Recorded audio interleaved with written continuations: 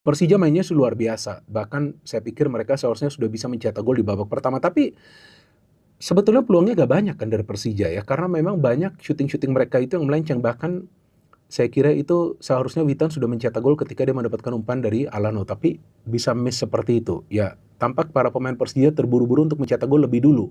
Mereka khawatir kalau mereka tertinggal lebih sulit nanti untuk bisa mencetak gol ke gawang PSIM. Sedangkan PSIM bertahan total, tapi counter-counter mereka berbahaya. Bahkan Anton Fase hampir mencetak gol, kemudian Ezekiel Vidal bisa menciptakan peluang dari free kick yang di-save luar biasa oleh Andri Tani. Andri Tani justru lebih banyak melakukan save daripada kiper dari PSIM Fikri ya. Nah, daripada Khairul Fikri, lebih banyak save itu Andri Tani yang lakukan.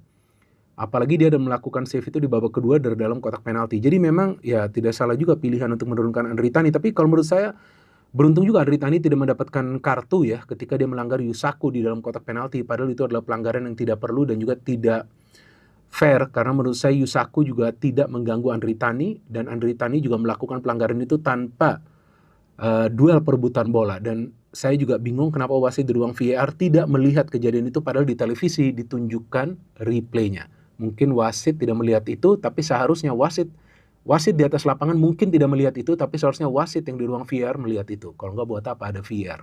Ya kan ini yang selalu saya kritisi. Tapi saya tidak mau berbicara panjang lebar lagi soal wasit. Kalau nggak bisa 1000 jam konten ini ya. Saya sudah capek. Ini sudah dari dulu saya jelaskan soal wasit. Tapi ya udahlah ya.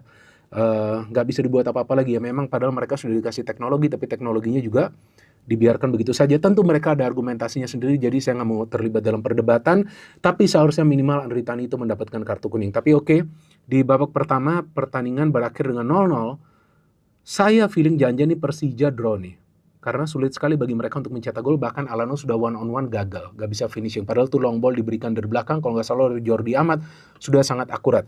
Tapi kemudian, ini yang menarik, dari corner Alano memberikan umpan, dan Maxwell menyundul bola kepada Witan, dan Witan memberikan assist. Nih sebelumnya juga Witan memberikan assist kalau nggak salah di pertandingan melawan Kediri kepada Excel. Ini assist yang baik dan Maxwell bisa melakukan finishing yang sempurna.